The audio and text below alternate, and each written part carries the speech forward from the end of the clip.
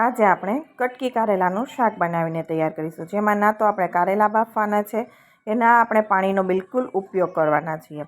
પાણી વગર જ આપણે એકદમ સરસ એવું કારેલાનું શાક બનાવીશું, જે બિલકુલ પણ કડવું નહીં લાગે. તો અહીંયા મેં કારેલા લીધા છે. કારેલાને પહેલાં સરસ રીતે ધોઈ અને કોરા કરી દીધા છે. હવે આપણે એની છાલ કાઢીશું. તો ઘણા લોકો છાલ એકદમ વ્હાઈટ પાર્ટ આવે ત્યાં સુધી કાઢી લેતા હોય છે, પરંતુ એવું કહેવાય છે કે કારેલાની છાલમાં ગુણોનું પ્રમાણ વધારે હોય છે, તો બને એટલી ઓછી છાલ કાઢવી.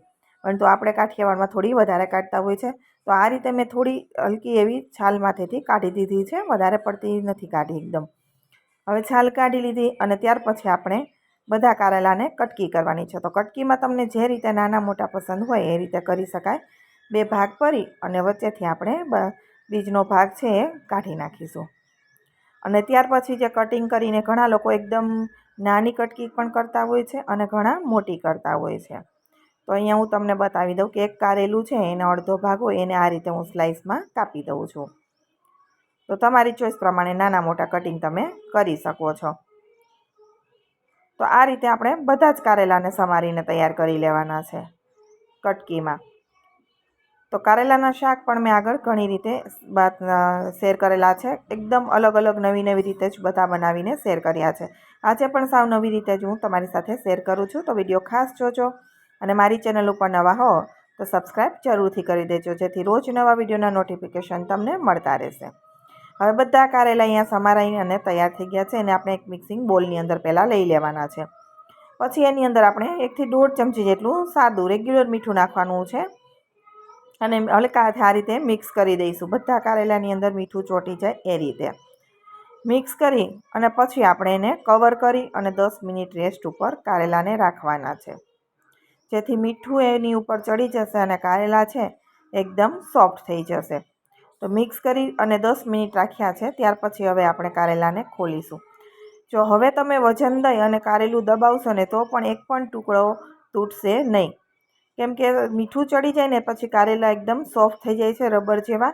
અને એમાંથી આપણે બધું જ પાણી છે હાથથી આ રીતે દબાવી અને બધું જ પાણી કાઢી લેવાનું છે. આ રીતે મીઠું નાખી અને રાખવાથી કારેલું ચડી પણ સરસ જાય છે પાણી વગર, અને બીજું કે કડવું નથી લાગતું. તો આ રીતે બંને હાથ વડે દબાવી અને એક્સ્ટ્રા બધું જ પાણી આપણે નિતારી લઈશું. અને આ રીતે આપણે દબાવીશું તો પણ એક થોડું તૂટશે નહીં, કેમ કે બધા સ્મૂથ થઈ ગયા છે, ઢીલા પડી ગયા હોય છે એટલે. તો અહીંયા હું બધા જ કારેલાને આ રીતે પાણી નીચોવી અને લઈ લઉં છું. અને જે એક્સ્ટ્રા પાણી છે કારેલાનું, ઘણા લોકો જ્યુસ કરીને પીતા હોય, તમને ફાવે તો ઉપયોગ કરવાનો, નહીંતર આપણે ફેંકી દેવાનું. તો અહીંયા બધા કારેલા છે મેં નીચોવી અને તૈયાર કરી દીધા છે. અને પાણી તમે જોઈ શકો છો, ઘણું બધું એમાંથી પાણી આપણે નીકળે છે કારેલાનું, એટલે કડવાશ ઓછી થઈ જાય છે શાકમાં. હવે બધા કારેલા અહીંયા આપણે લઈ લીધા છે અને તમે જોઈ એકદમ એટલે શું થઈ ગયા છે કે જે તમે ટચ કરો ને તો તૂટવાની કોઈ બીક જ નહીં, અને પોચા થઈ જાય છે, જેથી શાકમાં ચડવામાં પણ ઝડપ થાય છે. હવે શાકના વઘાર માટે આપણે તેલ રાખી દઈશું. તેલ ગરમ થાય એટલે રાઈ જીરાનો અહીંયા હું વઘાર કરું છું. તમને લસણ પસંદ હોય તો લસણ અને લાલ મરચું ટીચી અને ચટણી અહીંયા નાખી દેવાની તેલમાં. મેં લીમડાના પાન, સૂકું મરચું અને હિંગ નાખ્યા છે, સાથે મરચાંના ટુકડા નાખ્યા છે. અને હવે આપણે એની અંદર છીણેલું થોડું આદું નાખી દઈશું. ત્યાર પછી જે કારેલા સમારીને આપણે રાખેલા છે એ કારેલા નાખી દઈશું.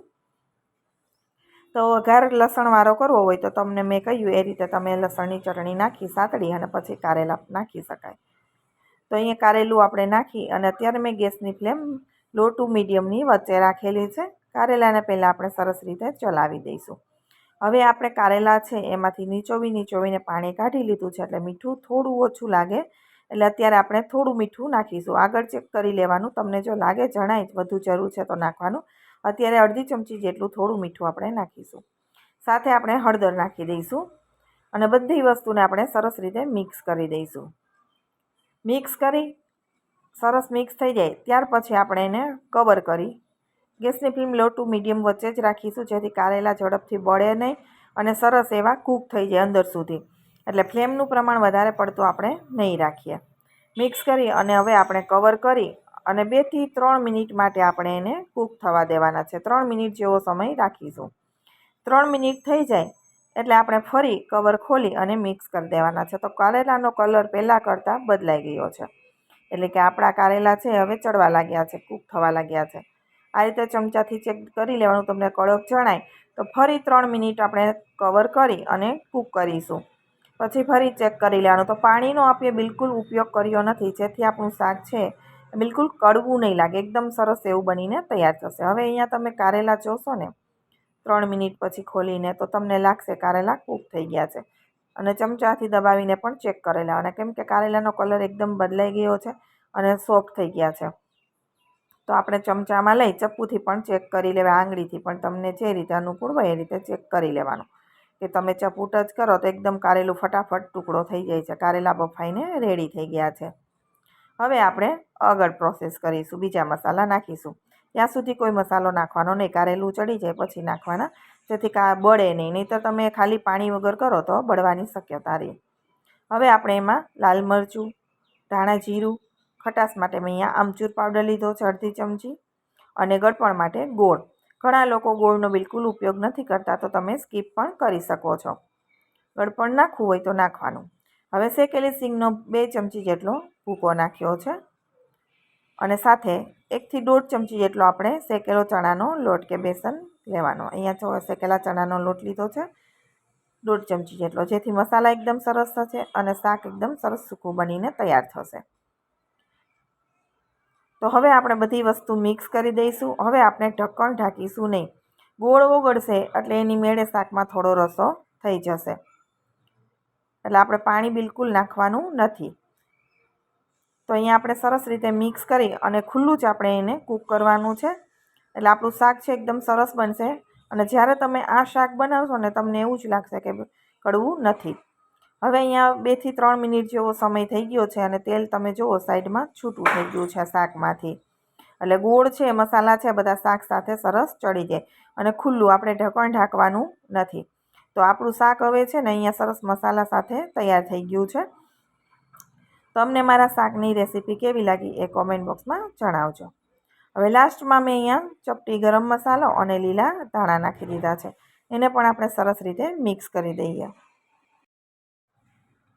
મિક્સ કરી અને આપણે હવે ગેસની ફ્લેમ બંધ કરી દઈશું. ગરમ મસાલો બિલકુલ ઓપ્શનલ છે, ઘણા લોકોને પસંદ નથી, તો તમે સ્કીપ પણ કરી શકો છો. તો એકદમ ટેસ્ટી એવું આપણું કારેલાનું શાક બનીને તૈયાર થઈ ગયું છે. એકવાર તમે આ રીતે જરૂરથી ટ્રાય કરજો, બિલકુલ કડવું નહીં લાગે અને પાણીનો બિલકુલ ઉપયોગ કર્યા વગર ખૂબ જ ટેસ્ટી એવું શાક બનીને તૈયાર થાય છે. તમને મારો વિડીયો પસંદ આવ્યો હોય તો વિડીયોને લાઇક શેર કરવાનું બિલકુલ ભૂલતા નહીં, અને મારી ચેનલ ઉપર નવા હો તો સબસ્ક્રાઈબ જરૂરથી કરજો. તો અહીંયા એકદમ ટેસ્ટી એવું કારેલાનું શાક અત્યારે બનીને તૈયાર થઈ ગયું છે. અને અલગ કારેલાના શાક પણ મેં ઘણા બધા ચેનલ ઉપર શેર કરેલા છે, તમે ત્યાંથી પણ જોઈ શકો છો. તો જોતાં જ આપણને ખાવાનું મન થાય એવું સરસ કટકી કારેલાનું શાક તૈયાર છે. ફરી મળીશું નવા વિડીયો સાથે. આવજો, બાય બાય, ટેક કેર.